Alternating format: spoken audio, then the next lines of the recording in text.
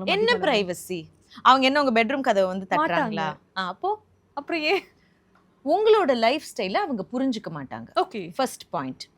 You understand? நீங்க ஒரு Sunday அன்னைக்கு புருஷனும் பொண்டாட்டியும் சேர்ந்து 11 மணிக்கு வரைக்கும் தூங்கணும்னு நினைப்பீங்க. வீட்ல ஒரு மதர் இன் லா வந்து அதை அலோவ் பண்ணுவாங்களா? விட மாட்டாங்க. நம்பர் 1.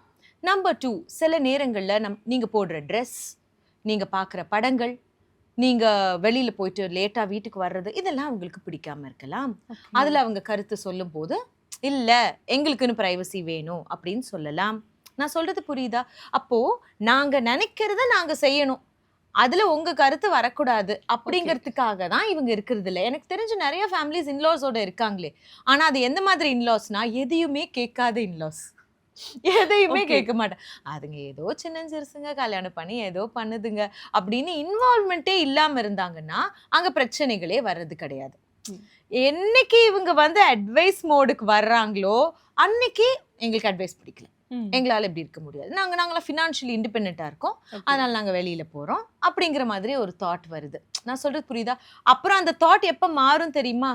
சில்ட்ரன் பிறந்ததுக்கு அப்புறமா ஐயோ பாத்துக்கிறதுக்கு ஆள் வேணுமே அப்படின்றப்போ, அம்மா கொஞ்சம் பாத்துக்கிறியா, அத்தை கொஞ்சம் பாத்துக்கிறீங்களா அப்படின்னு திரும்ப வந்து ஹெல்ப் கேட்பாங்க.